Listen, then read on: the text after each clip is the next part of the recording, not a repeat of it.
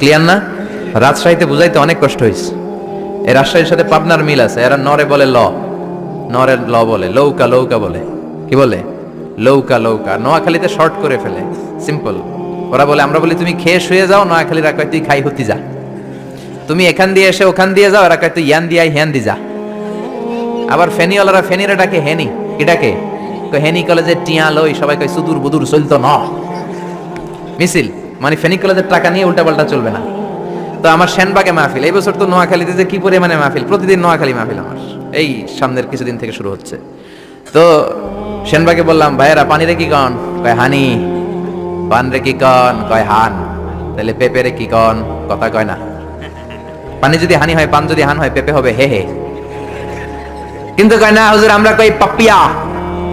তার মানে জাতে মাতাল তালে, জাতে মাতাল তালে ঠিক। ভাষাগুলো আমার কাছে খুব সহজ। আমি যেখানেই পড়েছি লোকজন বলে, মিজান তুমি খুব সহজে ভাষা ধরতে পারো। মিশরে পড়লাম 5 বছর, চট্টগ্রাম শিখে ফেলছি আমি। দারুন্নাতে ছিলাম, বরিশালের ভাষা শিখছি। বাসার পাশে এক নোয়াখালীর খালাম্মা আছে, হাত থেকে নোয়াখালী শিখছি। আমার আম্মারে জানলা দিয়ে একদিন বলতেছে, হারি আফা কই না বুঝিনি কেন আঙ্গো হেতেনে 3 বছর ধরে কুয়েত গেছে, হারি আর কাছে একটা সিডিও হারাইনো হেতেলে আর কল যে হারি যায়।